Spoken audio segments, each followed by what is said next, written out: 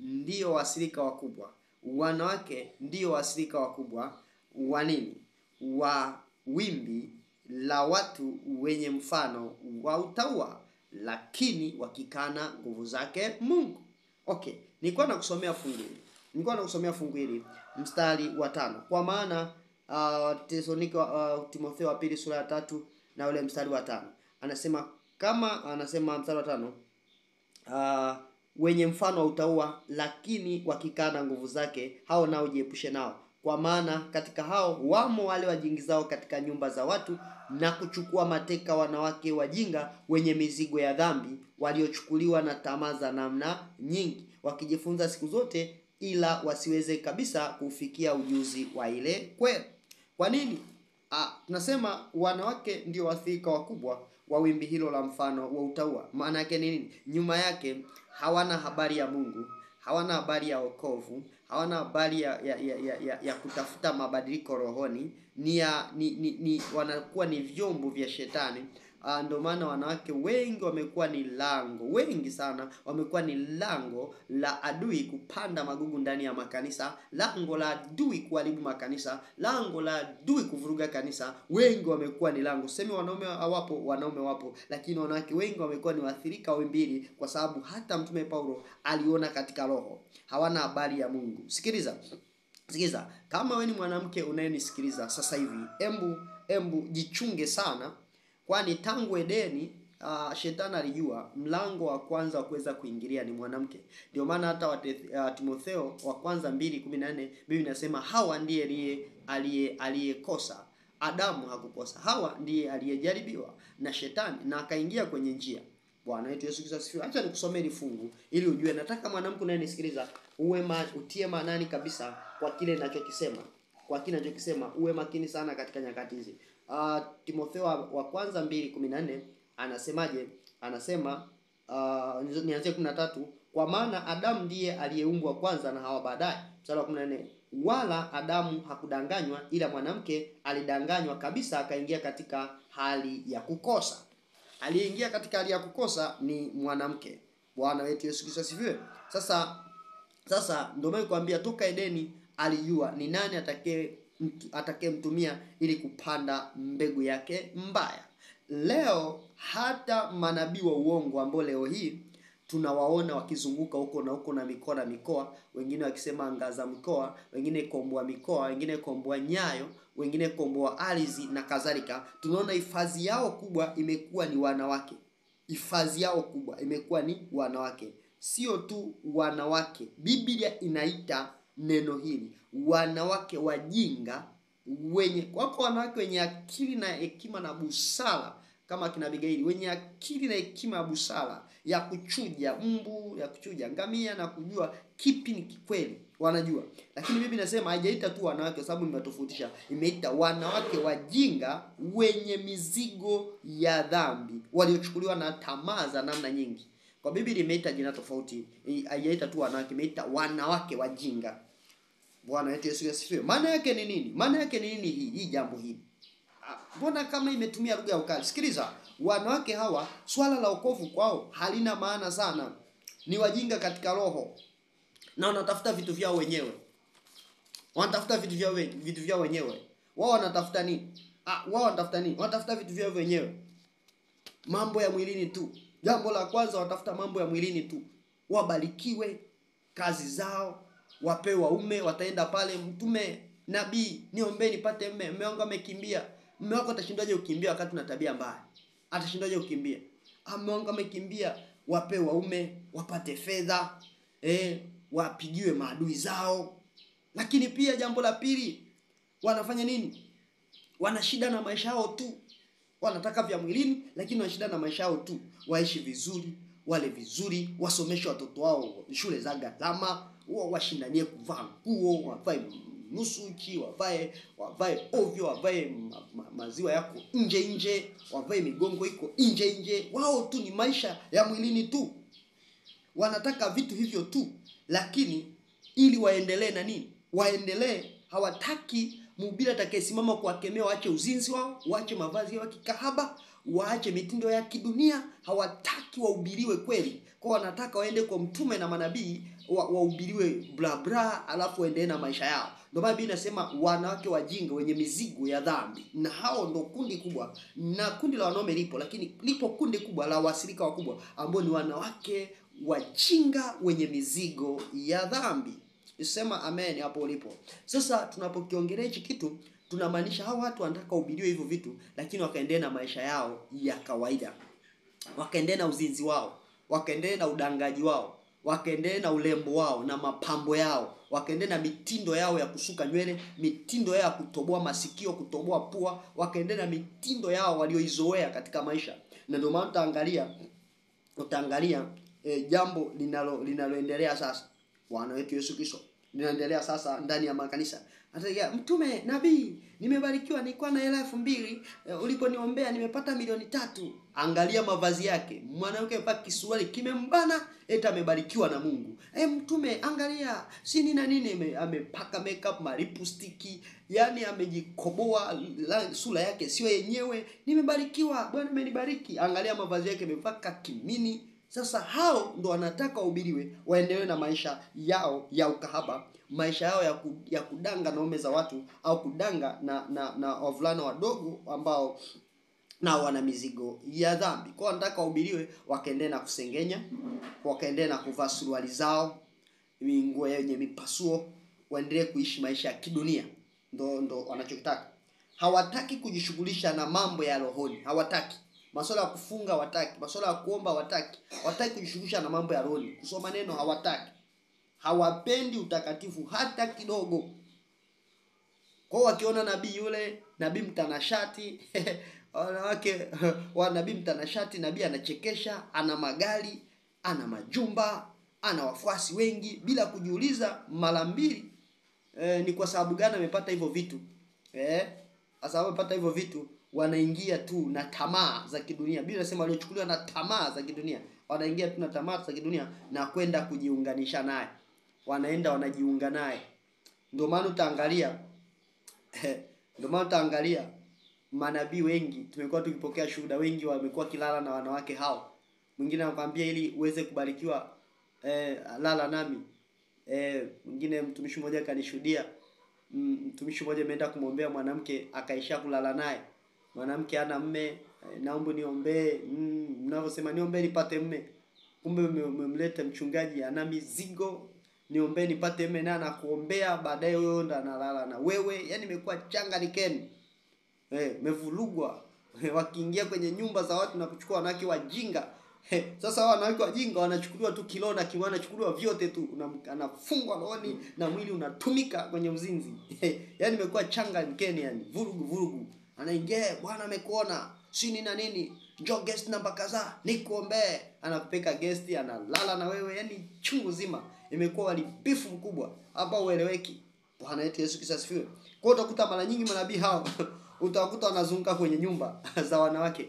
Akikuta mwanamke na mume wake hawezi kukaa, anatamani akute mwanamke yule ambaye yuko mwenyewe. Akikuta mume wake hatakaa, ili kwa nini? Aweze kumchukua mateka kiroho na kimwili. Kwa anawafaidi kiroho na kimwili. Ndio maana Biblia inasemaje katika Yohane wa pili 1:10, mtu akileta maneno yoyote nje ya neno, usimkaribishe wala hata salamu simpe. Ukimpa huyo mtu salamu, unashiriki kazi zake mbovu. Tena anakuja na kuletea bla bla nyumbani kwako. Bla bla. Eti mume wako si nani bla bla.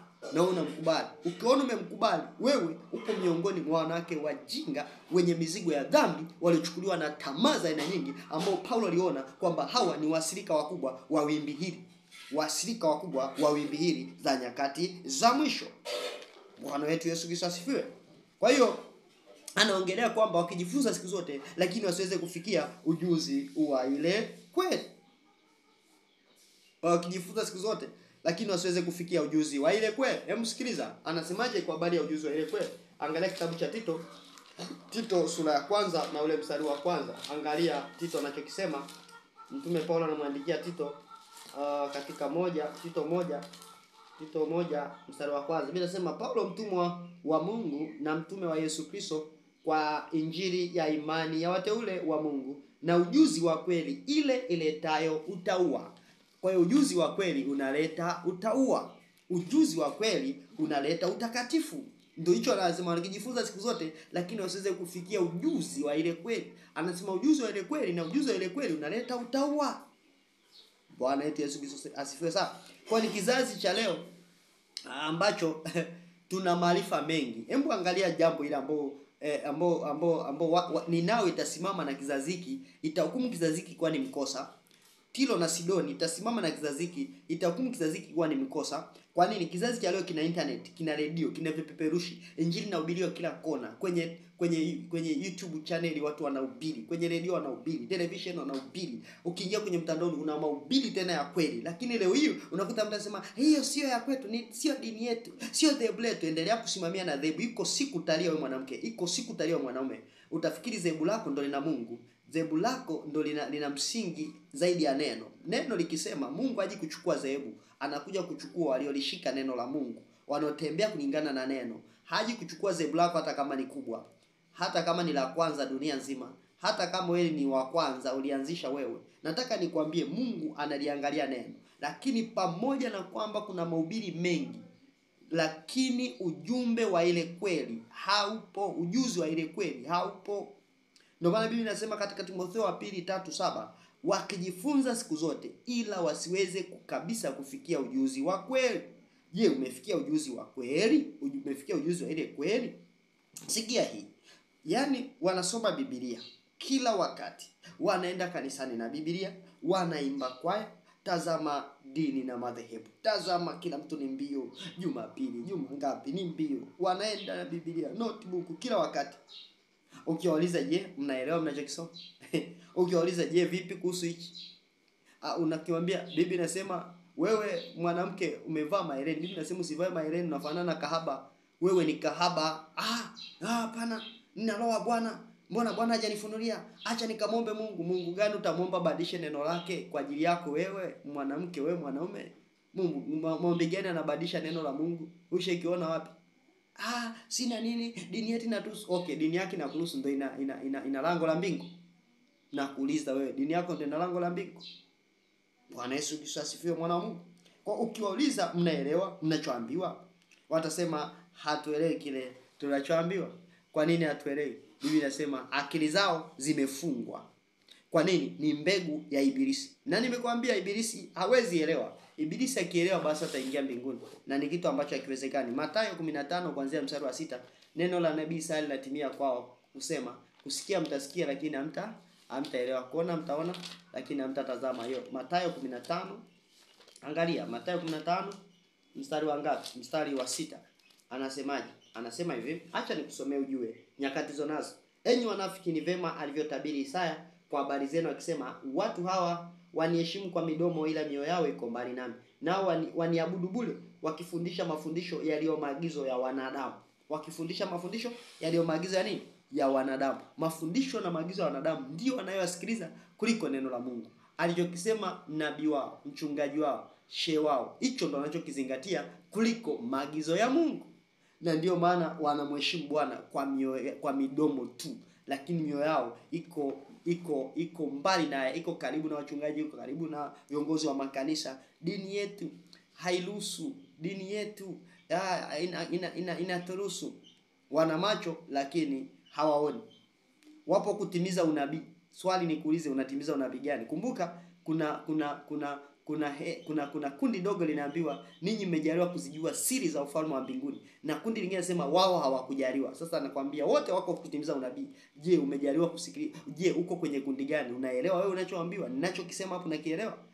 Unaelewa kabisa kwamba kuna watu wamejaliwa kuzijua siri za ufalme wa mbinguni? Biblia inasema siku ile wengi watasema, Bwana, kwa neno lako, kwa jina lako tulitoa pepo, tulifanya mambo mengi, tuliimba kwaya. Watasingizia tulikuwa watakatifu. Kumbe ndo hawa Biblia inasema walikuwa na mfano wa utakatifu, lakini wakizikana nguvu zake Mungu kupitia matendo yao, kupitia maisha yao, kupitia namna wanavyoenenda, wakikana nguvu zake Mungu. Biblia inasema hao nao ujiepushe nao. Bwana wetu Yesu Kristo. Ndio maana tutaangalia hapo, wewe unatimiza unabii gani? Unatimiza unabii wa umejaliwa kuzijua siri za ufalme wa mbinguni, au unatimiza unabii kwa wao hawakujaliwa? Je, upo kutimiza unabii gani ndugu? Utajibu mwenyewe. Biblia inasema katika Yohana sura ya 6 kuanzia mstari wa 66 mpaka wa 69, Angalia alichokisema katika Yohana. Biblia inatuambia kwamba wengi miongoni mwao wakarejea nyuma wasiandamane naye tena. Walikataa kuandamana na Yesu tena. Yesu akawageukia mitume akasema, na nyinyi je, mnataka kuondoka? Akasema, twende wapi Bwana? Wakati kwako kuna maneno ya uzima. Yesu akawaambia, nimewachagua ninyi tena shara, na mmoja wenu ni shetani. Yaani miongoni mwa wanafunzi 12 na shetani alikuwepo. Yaani ilikuwa Yuda hawezi kuelewa neno, anafundishwa siku zote, hawezi kuelewa kwa sababu ni shetani. Shetani akielewa basi anaingia mbinguni. Na shetani hawezi kuingia mbinguni. Ndio maana Biblia inasema nimewachagua 12 na mmoja wenu ni shetani. Ndio maana Yuda hakuelewa. Haki ikafika wakati akajinyonga pamoja na mafundisho yote.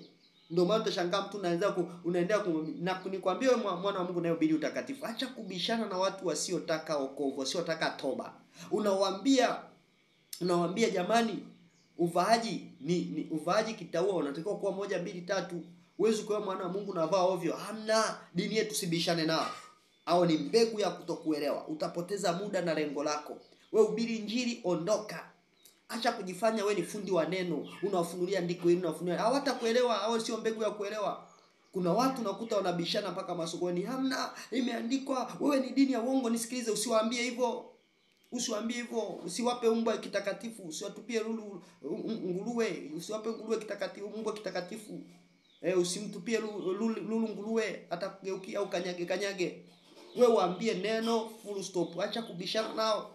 Utashangaa utamwambia mtu ukweli hata kuelewa kwa sababu ni mbegu ya kutokuelewa. Aliye wa Mungu, Biblia inasema kondoo anaisikia sauti ya Mungu. Kondoo anaisikia sauti ya Mungu. Kondoo anamjua mchungaji wake. Mchungaji wetu mkuu ni Yesu Kristo. Kondoo anajua, akiambiwa neno la kweli ataelewa. Ndio maana Biblia inasema kwamba nimechagua tena shara na mmoja wenu ni shetani. Shetani hakuweza kuelewa. Alikuwa anafuatana na Yesu kila siku lakini hakuelewa. Alikuwa anajifunza siku zote lakini hakuelewa. Kwa nini hakuelewa? Ni mbegu ya kutokuelewa. Bwana yetu Yesu Kristo asifiwe. Kwani ninachokuambia ni nini? Ninachokuambia ni kwamba miongoni mwao Biblia inasema kwamba wako wajiingizao kwenye nyumba wakichukua wanawake wenye mizigo ya dhambi. Mizigo ya nini? Ya dhambi. Wanaingia wanachukulia mizigo, wanawake wenye mizigo ya dhambi. Wanawateka kiroho na kimwili. Bwana yetu Yesu Kristo asifiwe. Wanawateka kiroho na kimwili. Hili ni jambo la hatari sana. Ni jambo ambalo atakao kwa makini sana. Jambo la kutokuelewa neno. Ni jambo la hatari sana. Mimi nasema watu wenye mfano wa utaua wakimbie. Ukiwaona watu wako jirani na wewe wenye wanaabudu na mifano ya utaua, unaona wanamtumishi, sasa nitafanyaje? Unakuta mtu niko kanisani hapa, tunasali, tunamwomba Mungu, lakini unasali na watu wenye mifano ya utaua. Hawana mpango na Mungu, wana mipango na dunia. Mavazi ya kikahaba. Wanavaa kikahaba na mchungaji anaridhia wavae kikahaba, mifano ya utaua. Nasema sasa nitafanya nini? Nitamwabudu Mungu na atakwambia unanyeokea kwenye mzabibu. Yaani Biblia nimeweka wazi. Toka kati yao katengwe nao. Na maandiko yanasema katika kitabu cha Ezekieli sura ya 6. Ezekieli sura ya 6 kuanzia mstari wa kwanza. Maandiko yanasema anatuambia Ezekieli sura ya 12, sio sura ya 6. Angalia sura ya 12. Bwana yetu Yesu Kristo asifiwe. Ezekieli sura ya 12. Angalia anachomwambia Ezekieli hapa. Biblia inasema kwamba neno la Bwana likanijia tena kusema, mwanadamu, wewe unakaa kati ya nyumba iliyoasi, watu ambao wana macho ya kuona ila hawaoni, wana masikio ya kusikia ila hawasikii, kwa maana ni nyumba iliyoasi yao. Basi mwanadamu, funga tayari vyombo kwa uhamisho, ukaame wakati wa mchana mbele ya macho yao, nawe utahama toka mahali pako hapa mpaka mahali pengine mbele ya macho yao. Ni nyumba ya kuasi, wana macho hawaoni. Watu wenye kuasi wana macho hawaoni. Hata ukiwaambia ukweli, ukiwaambia soma hapa Biblia inasema, atakubishia tu. Sasa wewe unapokaa kubishana huo mtu unamkosea Mungu. Wana macho hawaoni, ni nyumba ya kuasi. Ndani yao kuna roho ya uasi. Ndani yao kuna mbegu ya kutokuelewa, ni kama Yuda. Biblia inasema ninyi mmejaliwa kuzijua siri za ufalme wa Mungu. Unapoona umejaliwa kuzijua siri za ufalme wa mbinguni, timiza kazi ya evangelism, timiza kazi ya mhubiri wa injili, timiza ubiri, usibishane nao. Usibishane na watu kazini, babu na ubiri injili ya kweli. Usibishane na yule mama yule unayemwambia acha ukahaba na kataa.